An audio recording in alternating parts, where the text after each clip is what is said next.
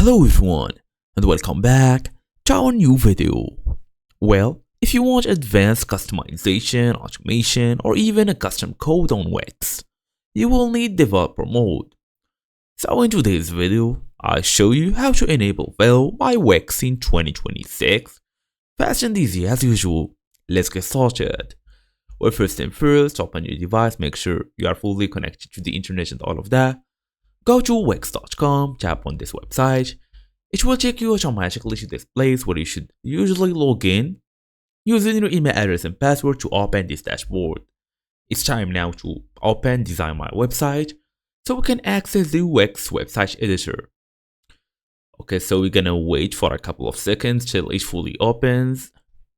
So we can actually look for the dev mode at the menu. Okay, we're just gonna wait. Okay, so here it is. As you see here, the site, settings, and dev mode. Tap on dev mode, then turn on dev mode. They're gonna tell you it's built for professional web application.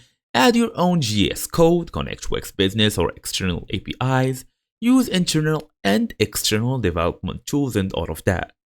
So just turn on Velo and confirm the activation.